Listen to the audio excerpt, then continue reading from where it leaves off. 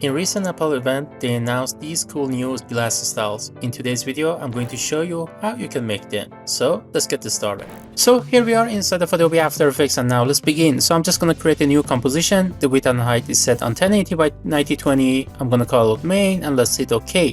So on the next step, what I'm going to do is that I'm just going to select the asset folder and I'm going to drop the background in here. I'm going to press Ctrl plus Alt plus F to fit this background to our comp view.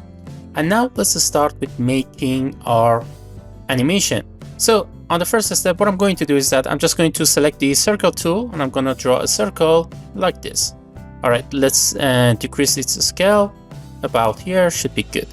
Now, what we want to do at this step is that we want to morph this circle into a rounded rectangle. And to do so, we need to animation the path keyframes. And roughly speaking, doing it manually, it would be really challenging to morph a circle into a rounded rectangle. So we need to do a simple morphing. So what I'm going to do is that I'm just going to select the rectangle tool. And I'm going to draw a rectangle. Around here should be good. This is going to be the second shape. And we're just going to draw it for the sake of creating the morphing animation. So let's just select the path, right click on it and convert it to Bezier path so you can have access to the path keyframes. And I'm going to do the same thing for the circle tool. So let's just select the ellipse path, let's just convert it to Bezier path. And let's just set a keyframe on path keyframes. And let's just press Ctrl plus C on the rectangle tool. And with the rectangle tool selected, let's just go into 1 second. And I'm going to paste the keyframe to here. Now let's just delete these rectangle tools so you guys can see better. So as you see, right now the morphing is happening super weird. And that is because we are trying to morph a shape with 4 points into a shape that has over 2, 4, 6, 8 points. So what we need to do is that we need to add a few points in here. So I'm just going to try to roughly select these points in here. And that will try to set everything better. But however, as you see, these are the first vertices of the shape. So we can just select, for example, this path, right click on it, and then we can set it as the first vertex. Okay, this is not good. Let's just try this one.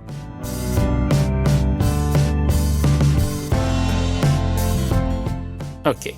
So as you see, this one was perfect, and now the morphing is super accurate. This is what we wanted. Now let's just apply the standard easings. Okay, super slow. We just need to work on it a bit better.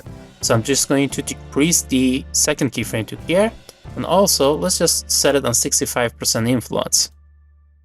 Great, this is super good. So far so good. So on the next step, what we need to do is that we need to design the sort of the liquid design for our animation. So let's just call this one a rectangle.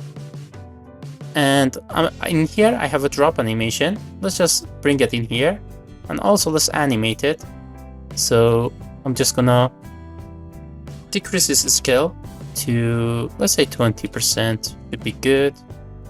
Let's just try to align it to the middle. We can just simply do that by going towards the Align tab.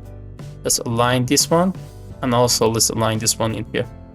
Alright, so these are on the middle, and then I'm just going to press P to reveal the position, and with the rectangle tool selected, I'm just going to press K to go towards the drop tool, and we're going to just place it in here. And with the scale tool highlighted, we're going to decrease its scale to create a better animation. So let's just select the position keyframes and let's just move it down a bit.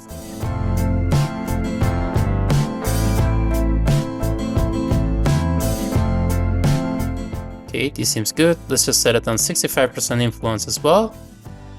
And we have this one. Okay, now on the next step, let's just add the text animation as well, and then we can get to the liquid design. So I'm just gonna write the word liquid. And right now, as you see, nothing we can see because we haven't designed the liquid. So let's just start with making the liquid animation first. So what we need to do is that the first thing that we need to do is that we need to reduce the opacity on this rectangle. So if we press T to reveal the opacity. As you see, if I reduce down the opacity, everything will get reduced, including the stroke. So I don't want the stroke to get reduced. So to do that, fix that, we just need to select the fill, and we're gonna turn down the opacity from here. All right, 25% seems good. Now, as you see, we have the base of the liquid that we wanted.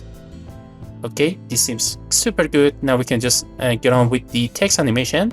So to do that, I'm just going to select the animation, and in animate menu, I'm going to select the position, and let's just set the Y value to 100. We can just go about here. And then in range selector, I'm just going to set a keyframe on offset. Let's just set it on -100 for now. And then let's just go 20 frames forward, and let's just set it on 100. And what we need to do on the next step is that we need to select the advanced menu in here, and I'm going to change the type from the shape, from the square to ramp up. So this will basically give us a result like this. Okay, this is super good, but also we need to hide the text. So I'm going to select the animator one in add menu, property, I'm going to select the opacity, and let's just set the opacity to 0. So this will allow us to hide the animation at the beginning. Let's press U to reveal the keyframes and F9 to apply the standard easings. All right, so this is all with the animation that we have in here. Now we need to sort of stylize these glass animations. So to do that, I'm just going to create a new adjustment layer. I'm going to call it FX, which stands for effects that I'm going to add. So the first effect that I'm going to add is the Gaussian blur, and I'm going to set it on 50 pixels. So as you see right now, everything gets blurred. We don't want that to happen. So we're gonna, with the adjustment tool selected, we are going to draw a mask like this. Okay, this is perfect. Now it will cover around the areas that we want. But one problem that we are facing right now is that since we have a morphing animation, the mask will stand still. So to fix that problem, all you need to do is that you need to open the mask, and in mask path, you need to add a few expressions, one expression actually. So I'm going to parent the path of the mask to the path of the liquid, because the liquid animation right now is driven by the path animation. So let's just reveal the liquid of the rectangle tool in here, the path of the liquid. Okay, content and ellipse one path. All right, so this is what we want. So let's just hold Alt, and then let's just pick whip it to the path of this path body rectangle. But let's just now see, you will see that now everything is super nice and super fixed. But in order to make this effect better, we need to add one more effect, which is the CC lens. So as soon as I do that, everything will get applied. So this is basically the liquid animation right now, you see. So amount should be around 60, but I'm just going to change the center from here so everything gets better. Okay, about here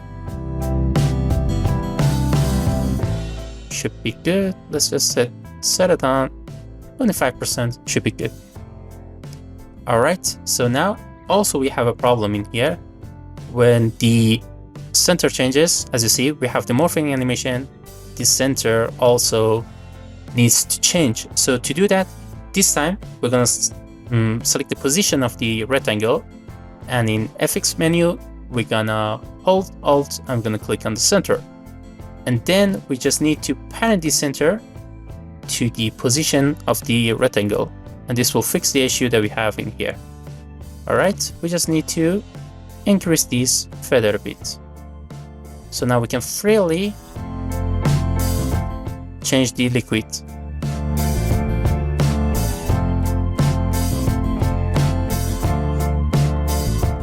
So I'm just gonna push these two, liquid and drop, above the adjustment layer.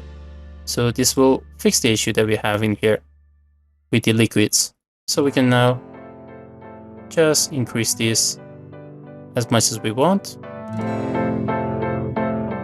And we have this final result, which looks super amazing to watch.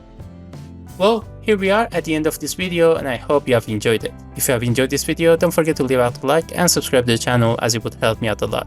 Thank you so much for watching this video. Goodbye.